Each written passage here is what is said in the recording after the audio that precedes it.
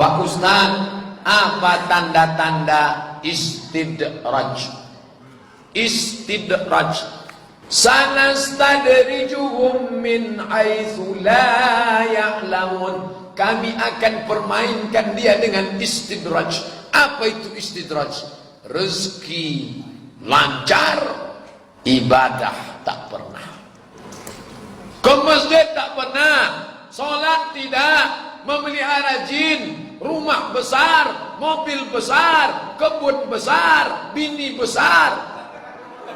Ini namanya istidraj. Mobil mewah, sholat tak pernah, zikir tak pernah. Dia sedang menyangka menipu Tuhan. Yukhadi'un Allah, mereka menyangka sedang menipu Allah. Wa huwa khadi'uhum, Allah sedang mempermainkan mereka. Hati-hati, mobil yang cantik di luar bukan istidraj, karena dengan mobil itu datang sholat berjamaah ke pengajian. Badan yang sehat, ibu bapak yang punya jabatan, bukan istidraj, karena dengan jabatan itu dia menolong agama Allah. Tapi ilmu bertambah, hati tak ada lembutnya, pengajian rajin hanya untuk berkelahi, istidraj. Asal jauh daripada Allah, dipermainkan dengan istidraj. Na'udzubillah. Dalam ilmu tauhid namanya istidraj. Jika kita buka deposito di bank konvensional, dapat bunga per bulan, itu termasuk riba. Riba per bulan, per tahun, per abad, riba.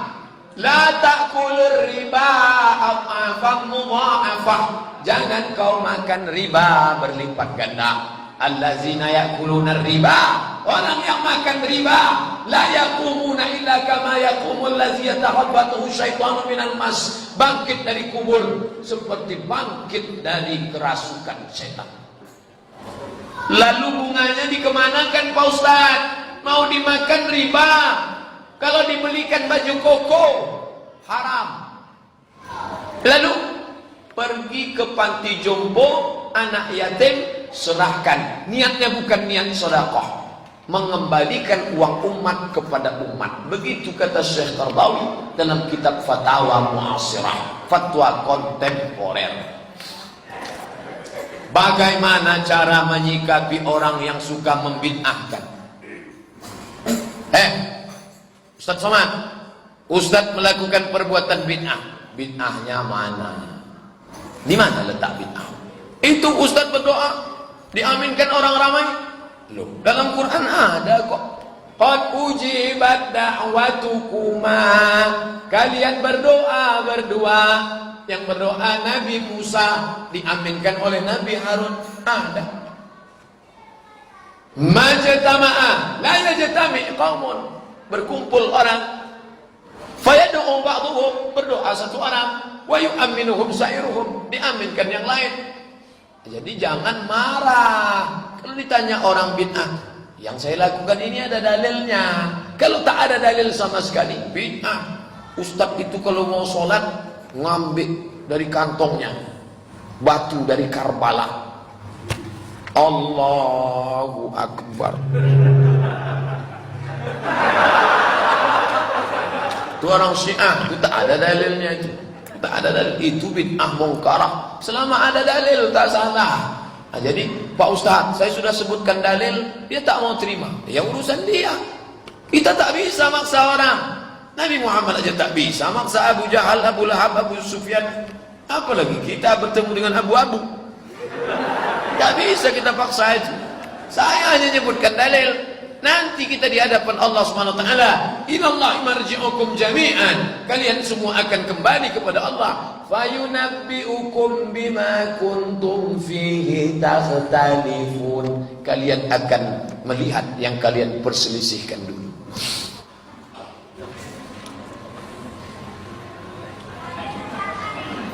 Kau di dalam masjid, kau enggak, ini bukan kalau, kau di dalam masjid cerita dunia. Gimana Pak Ustaz? Tak ada saya cerita dunia. Tadi yang saya sampaikan ayat hadis. Mana ada citanya? Ada rekamannya. Hari. Kalau di dalam WC ada pikir berbuat kebaikan, gimana Pak Ustaz? Dibalik. Duduk di WC, terpikir nanti keluar dari WC ini aku mau sedekah. Apakah ditulis malaikat? Ya. Pikirlah yang baik-baik dalam WC. Boleh. Iza hamma a'adukum, kalau seseorang di antara kamu ingin berbuat baik, kata Allah, catat satu. Kalau jadi, catat dua. Kalau ada hambaku ingin buat dosa, jangan kau catat. Kalau jadi, catat satu. Kalau tak jadi, catat satu kebaikan. Karena dia tak jadi buat salah. Jadi maka kita disuruh berniat baik, pikir baik, buat baik. Think. Positive thinking. Berpikir. Bukan thinking. Think. T sama H itu bacanya think.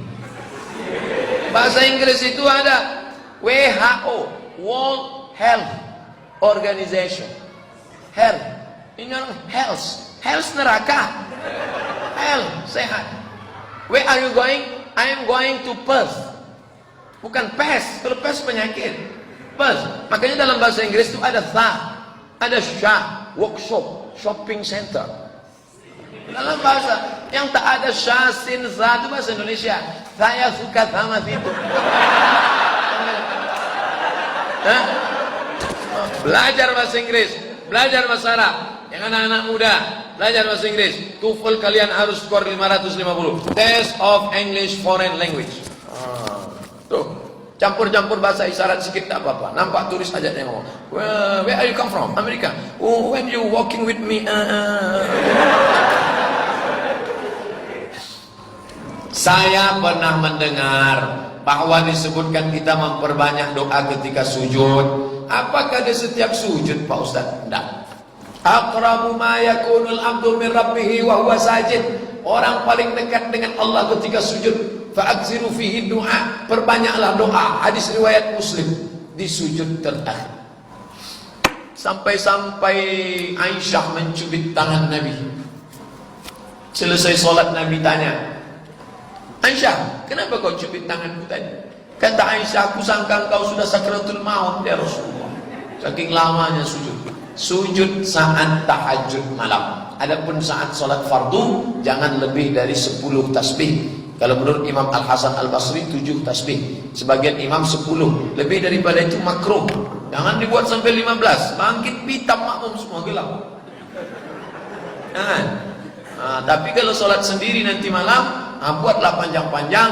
Boleh berdoa di situ, doalah. Kalau pandai bahasa Arab. Kalau tak pandai bahasa Arab, doanya di dalam hati. Karena kalau sempat keluar bukan bahasa Arab, 2 suku kata batal. Adenko batal. Aku saiki batal. Halak kita sesudena batal. Bagaimana adab berdoa dilafazkan dalam hati? Lafazkan dalam hati. Tidak dilafaz. Lafaz itu di mulut. Bis adalah dalam hati. Dalam hati.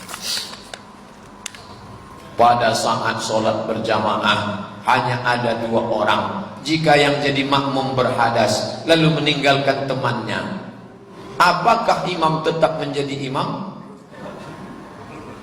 Iyalah. Masa dia ngintip-ngintip terus? Masih imam. Masih imam. Salat aja. Tak perlu dia ghairil maghdubi alaihim waladdallin.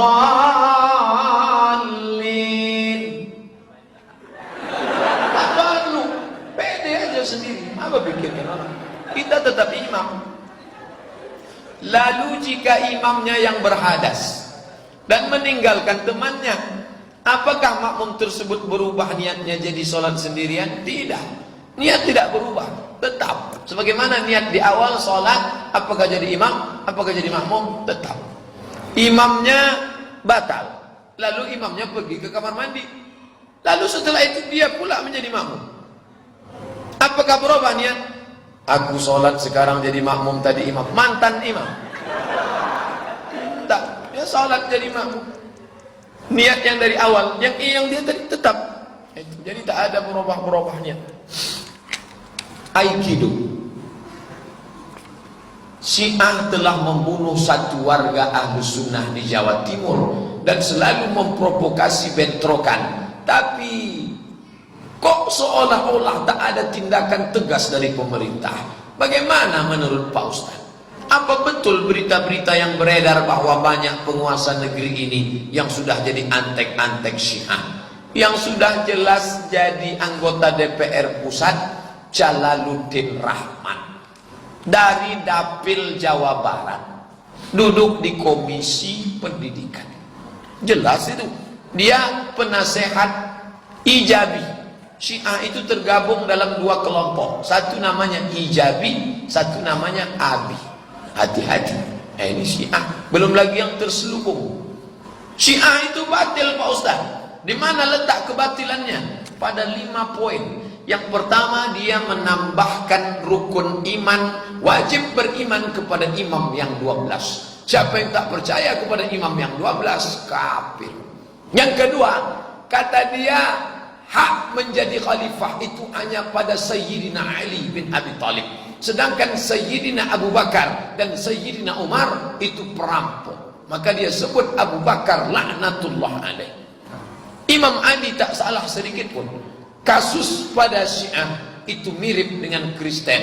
Mereka mencomot Sayyidina Al-Hasan, mencomot Sayyidina Al-Husain. Imam Hasan dan Husain tak pernah mengajarkan itu. Ini jangan hati-hati masalah ini. Ustaz Abdul Somad itu anti ahlil bait. Nah, buka buku saya tulis hadis, Innal Hasan wal Husain sayyida syababi ahlil jannah. Sesungguhnya Sayyidina Al-Hasan dan Sayyidina Al-Husain pemimpin kedua pemuda penghuni surga, tapi tidak mengimamkannya lalu mengkafirkan para sahabat. Nah, ini hati-hati. Yang ketiga, dia mengatakan Quran ini palsu karena sudah diotak-atik Utsman. Yang keempat, mereka menghalalkan nikah kontrak. Siapa yang nikah kontrak 4 kali, derajatnya sama dengan Nabi. Yang kelima, mereka meyakini namanya taqiyah. Taqiyah itu kalau ada Syiah di sini, dia pura-pura membaur, mencembung lon. Di tempat coklat dia coklat, hijau dia hijau. Kalau ditanya, kamu Syiah apa Sunnah? Saya ahli Sunnah. NU apa Muhammadiyah? Dia tengok banyak NU, saya NU. Ini namanya taqiyah. Makanya sulit berdebat dengan Syiah. Tak sama dengan Kristen. Dia bomba. 2. Freemasonry, Illuminati telah menargetkan 2025 melenyapkan Indonesia dan Afghanistan. Apa yang harus kita persiapkan Pak Ustaz? Iman yang kuat, badan yang sehat, persatuan yang kokoh. Iman kuat, ngaji. Badan kuat, latihan. Nih, ikuti latihan kelas Aikido. Yang tak mau ikut impor, latihan memanah, latihan berkuda di pondok pesantren Okura. Latihan silat, ikut silat, tapi silat yang murni gerakan, jangan silat pakai jin. Ada namanya silat batin, pejamkan mata, bakar menyan. Begitu disalam, melumpek. Bisa ke pokok kayu, namanya jurus monyet, babi ngepet. Jangan, itu pakai jin. Apa betul mereka telah menguasai sistem di seluruh dunia? Ya, Syekh Ali Jarishah, dosen di Madinah, mengatakan dalam bukunya tahun 80-an orang Yahudi sudah menguasai PBB 60%. Apalagi sekarang. Makanya mereka ribut tentang yang ada di Papua. Dia ribut tentang masalah di Timor Leste. Tapi tentang masalah Palestina, diam. Tak peduli. Kenapa? Karena mereka ini adalah kebanyakannya daripada Illuminati. Illuminati dengan Freemasonry itu Yahudi. Itu program kemanusiaan dibalut dengan human care. Peduli kepada manusia, tapi isinya Yahudi. Apa betul virus yang beredar, flu burung, babi, imunisasi, sengaja dibuat mereka untuk menghancurkan Islam? Ya. Dari zaman dulu Nabi sudah makan onta, sahabat makan onta, Imam Syafi'i makan onta. Tak ada mereka mati karena onta. Tiba-tiba sekarang muncul virus onta. Dari mana? dimasukkan. Allah menyebut dalam Quran, yuhlikunal harsa wan nasal. Kalau Yahudi berkuasa, dia akan merusak dua. Yuhlikunal harsa wan nasal. Dia merusak tanaman dan keturunan. Setelah diteliti, maaf, dibuka itu pembalut, ternyata isinya bukan kapas, tapi kertas. Kertas itu dari kayu, bubur, pulp and paper. Ternyata sebagiannya dari kertas, sebagian jadi bubur. Itu yang menyebabkan kanker serviks, kanker rahim, kista, menyebabkan orang tak bisa punya anak.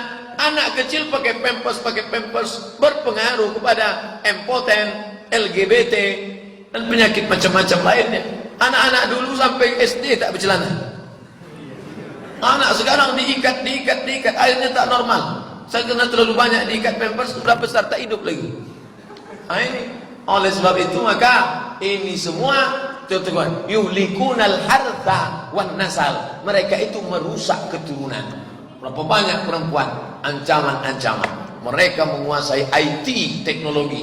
Maka anak-anak umat Islam yang kuliah di fakultas teknologi, di fakultas kedokteran, di fakultas medis, yang mengkaji sains, terus kata Syekh dari yang membuat IIU, International Islamic University. Nah, itu kata dia, Islam ini akan bangkit kalau dikombinasikan antara agama dengan sains.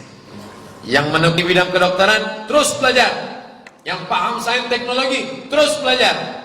Nanti Islamnya akan bangkit dengan anak-anak muda yang semangat. Adapun orang tuanya, motivasi anak-anak kita belajar agama dan umum. 3. WHO, World Health Organization, Badan Kesehatan Dunia, adalah di antara salah satu bentukan untuk menguasai pasar farmasi di dunia. Ya, itu bukan isapan jempol, itu bukan isu. Dari banyaknya obat yang masuk ke kita, berapa yang sudah dapat label halal? Berapa yang terjamin tidak merusak? Berapa? Itu masih perlu penelitian yang luar biasa. Dan Ustadz tidak bisa menetapkan halal, haram. Untuk menetapkan hukum lipstik saja Ustadz tak bisa. Lalu kerjasama sama siapa? Ustadz bekerja sama dengan BPOM, Balai Pengawas Obat dan Makanan. Pak Ustadz, ternyata lipstik ini warnanya cerah, berkilau, tahan karena pakai lemak babi. Baru Ustadz menetapkan lipstik ini haram. Yang memoleskannya babi. Ada kandungan. Ini bolu. Kenapa kembang? Rupanya pengembangnya pakai tuak. Tuak itu khamar. Maka Ustadz tak tahu ada tuak di dalam. Kalau dikasih makan Ustadz, Allahumma barik lana, yummy. Diperiksa sama dokter, diambil sampelnya, ditengok, nampaknya si Manung Khalid sedang buat tuak. Tuak ini haram. Oleh sebab itu, maka di kantor MUI provinsi itu kerjasama Komisi Fatwa bekerjasama dengan BPOM. Ustadz menambah masalah. Kami ini di rumah sudah banyak masalah Pak Ustadz. Kami ingin ke masjid supaya hilang masalah. Malah datang masalah primasonri, WHO. Orang yang tidak mau masalah berarti dia tidak hidup di dunia. Dunia ini tempat masalah. Berani hidup, berani menghadapi masalah. Takut menghadapi masalah, jangan hidup. Takut hidup, mati saja. Kalau belum sampai masanya, tengok pas ada orang mati ikut.